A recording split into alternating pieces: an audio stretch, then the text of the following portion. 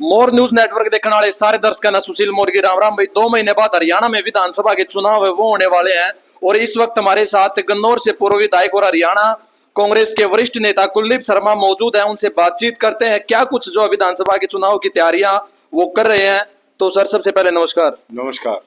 क्या कुछ तैयारियां सर विधानसभा चुनाव को लेकर? देखिए, अभी 3 स्तर पर काम हो रहा है। एक तो प्रदेश स्तर पर चौधरी भूपेंद्र सिंह हुड्डा और उदय भान जी के नेतृत्व में 90 के 90 हलकों में हम विजय यात्रा या जो भी यात्रा का नाम होगा उसके माध्यम से सभी 90 विधानसभा में।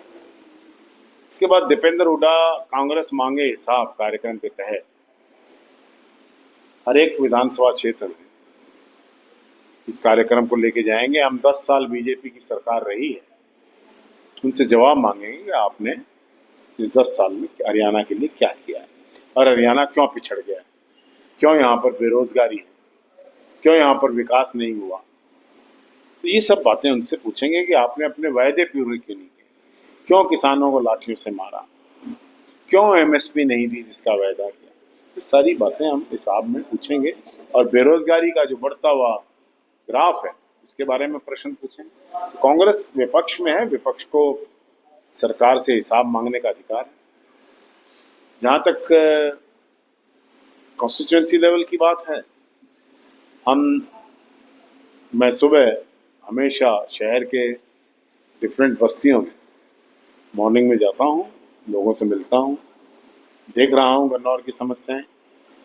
और जो गन्नौर कांग्रेस के राज में एक विकसित गन्नौर बना था, आज वो जो सड़कों का आलम है, जो सफाई व्यवस्था है, जो म्यूनिसिपल अथॉरिटीज़ की उपेक्षा है गन्नौर के बारे में, चारों तरफ पशु हैं, गंदगी का आलम है, लाइटें जलती नहीं है, बिजली की समस्या है।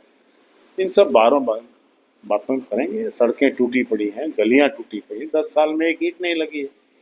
तो वो बातें लेकर हम लोगों के बीच में जा रहे हैं। साथ ही इसके हम हर गांव के कार्यकर्ताओं की से फीडबैक, मीटिंग, डिस्कशंस क्या करना चाहिए, इस प्रकार से अपनी तैयारी कर रहे हैं। और व्यक्तिगत रूप से सुबह और शाम अनेकों लोगों से शहर में और ग्रामीण अंचलों में संपर्क करने का कार्यक्रम। आप लगातार जो है लोगों से मिल रहे हैं, तो क्या कुछ जो समस्याएं हैं वो उनकी दूर नहीं हो रही हैं और आपको बता रहे हैं कि हमारे को ये समस्याएं वो आ रही हैं और वो दूर नहीं हो पा रही हैं? देखिए, 10 साल ऐसे गुजरे हैं जब भारतीय जनता पार्टी की केंद्र में भी सरकार थी और हरियाणा में भी सरकार थी। समस्याएं दिख रही हैं। आप भी कन्नौर का दौरा करिए, सड़कों पर गड्ढे हैं, रोज 15-20 गाड़ियां फंसती हैं, इलेक्ट्रिक साइकिल्स, मोटरसाइकिल्स गिरती हैं, तो लोगों को चोट लगती है, एक्सीडेंट्स हो रहे हैं। आज मैं गया था, मैं सफाई व्यवस्था का इतना बुरा हाल है। तो गन्नौर में विकास के नाम पर कोई एक ईंट नहीं लगी। गवर्नमेंट कॉलेज यहाँ का अनाउंस किया गया था, यहाँ कोई लगती है क्लास? कहाँ पर है वो गवर्नमेंट कॉलेज? तो ये सभी मुद्दे जो जनता से जुड़े हुए मुद्दे हैं, विकास से जुड़े हुए मुद्दे हम उठा रहे हैं। आपको विधानसभा के जो इलेक्शन है उसकी टिकट जो आपको कांग्रेस दे देती है तो आप विधायक बनते हैं, तो पहली प्राथमिकता क्या रहेगी सर? देखिए, मेरी पहली प्राथमिकता यही रहेगी कि गन्नौर को जो 10 साल में बीजेपी ने एक शहर से वापस उजाड़ के रख दिया है, उस गन्नौर का पुनर्निर्माण, वो सड़कें चाहे वो सनपेड़ा की हों, चाहे रामनगर की हों, चाहे दस्तूरी की हों, चाहे वोमड़ रोड से कुबड़ू तक की हों, चाहे पुरखास रोड हो, जितनी रोड्स हैं उनका जो बुरा हाल है उनको दुरुस्त करने की जरूरत है। यहाँ पर एक बड़ा हॉस्पिटल बने, यहाँ पर कॉलेज की नई बिल्डिंग बने, जिसमें अनाउंसमेंट तो कर गए, बीजेपी तो घोषणा कर गई, लेकिन बना कुछ। और इसी प्रकार से अनेकों योजनाएं हमारे मस्तिष्क में हैं। और अगर सत्ता की चाबी हमारे हाथ में आएगी, कांग्रेस के हाथ में आएगी, तो हम उसका विकास करेंगे। गन्नौर की जो मौजूदा विधायक हैं उनको जो है विधानसभा में सर्वश्रेष्ठ जो है वो विधायक का पुरस्कार दिया गया है, और गन्नौर में जो आप कह रहे हैं कि काम नहीं हुए तो वो फिर पुरस्कार कैसे दिया गया उनको? देखिए, अब वो विधानसभा ने पुरस्कार दिया, विधानसभा को तो मैं चुनौती नहीं दे सकता हूँ। लेकिन पुरस्कार देने का टाइम आ तो गया है अभी। वो चुनाव लड़ें और जनता अपने आप उनका फैसला करेगी। क्या पुरस्कार देगी तो जनता ने फैसला करना है। लोकसभा चुनाव के दौरान भी जो है वो कहीं ना कहीं बीजेपी के जो उम्मीदवार थे यहाँ से मोहनलाल बड़ौली, उन्होंने कहा कि हमारे साथ जो भितरघात हुआ और इनकी जो मौजूदा विधायक की ऑडियो जो है वो वायरल हुई थी, तो उसके बारे में क्या कुछ कहना? देखिए, मोहनलाल बड़ौली जी का मैंने बयान सुना था। वो किस कारण से कह रहे थे ये सवाल तो आप उनसे पूछिए। हमारा तो कोई उनसे संपर्क नहीं है। हम तो सवाल पूछते हैं कि काम क्यों नहीं। गन्नौर का विकास 10 साल पहले जो हुआ वो वहीं क्यों रुक गया। विधायिका जी हमारी तो बेटी के बराबर है, हम उनके ऊपर कोई टिप्पणी थोड़ी करें। और मेरी तो संस्कृति है, मैं तो विरोधियों का सम्मान किया करता हूँ। राजनीति में सभी हैं, संघर्ष कर रहे हैं। किसी के बारे में छोटी बात कह के मैं अपने आप को छोटा नहीं करता। गन्नौर में जो मंडी है वो 10 साल से है, उसको चालू नहीं किया गया है, क्या कुछ कारण रहे हैं? सरकार की उदासीनता, सरकार की नासमझी। 2012 में श्री राहुल गांधी को लेकर आए और हमने आधारशिला रखवाई। भूपेंद्र सिंह हुड्डा चीफ मिनिस्टर थे। जितना काम हुआ तभी हुआ। अब जब ये 3 महीने सरकार के जाने के लिए तैयारी हो रही है जनता, अब वहां पर मिट्टी मिट्टी डलवा रहे हैं, ये कार्रवाई दिखाई जा रही है। गन्नौर मंडी अगर ये बन जाती, मैंने अनेकों बार विधानसभा में मुख्यमंत्री से प्रश्न पूछे थे, कृषि मंत्री, उनके पास कोई जवाब नहीं। कर रहे हैं और आज आखिरी 6 महीने में आ गए हैं, वो अभी भी कुछ नहीं। तो हमारी सरकार आएगी, मंडी को प्रायोरिटी पे बनाएंगे और इसको विश्व स्तर की मंडी बनाकर गन्नौर के भाग्य का उद्घाटन। कांग्रेस सरकार ने इसको उद्घाटन किया तो हम इसको चालू नहीं करेंगे। आप खुद ही कह रहे हैं, यही कारण रहा होगा। लेकिन सरकार तो निरंतर होती है ना, सरकार का मतलब निरंतरता हुआ। पिछली सरकार ने मान लिया कोई हॉस्पिटल बना दिया और उसमें कोई बल्ब फ्यूज हो गया तो ये सरकार बदलेगी नहीं।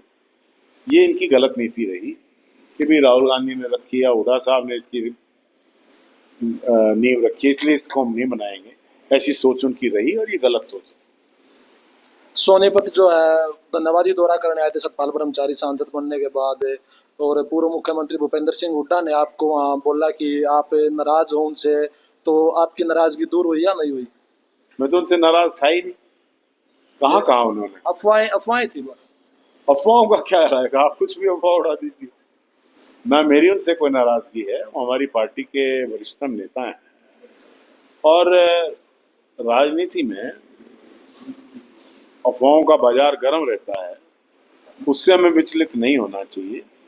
लोग अफवाहें उड़ाते रहे, हम अपना काम कर रहे हैं। अब हुड्डा जी यहाँ भी आएंगे, हरियाणा के हर कोने में जाएंगे, हम उनके साथ काम कर रहे हैं। लोकसभा चुनाव में जो है कांग्रेस पार्टी ने कमबैक किया है, तो विधानसभा में क्या कुछ उम्मीदें हैं हरियाणा की जनता से? देखिए, जिस प्रकार के आसार निकल कर आ रहे हैं, मैं दावे से कह सकता हूं कि बीजेपी 20 सीट को भी क्रॉस नहीं करेगी। हालांकि रामविलास शर्मा जी ने कहा था कि डबल फिगर में नहीं आएगी। चलो, मैं उतना तो नहीं कहना चाहता, वक्त अपना फेरा लगाए रहता है। लेकिन मैं ये जरूर कहना चाहता हूं कि भारतीय जनता पार्टी की 20 सीट भी नहीं आएंगी। इनेलो और जजपा शून्य रहेंगे। आम आदमी पार्टी का अस्तित्व यहाँ पर है नहीं, इसलिए कांग्रेस एकमात्र पार्टी है। 65 से 70 सीटें कांग्रेस की। सुनीता जो केजरीवाल है वो भी हरियाणा में लगातार दौरे करी और कह रही कि जो हरियाणा के बेटे के साथ अन्याय हुआ है उसको जो है हरियाणा की जनता बदलाव के उसमें मूड में है।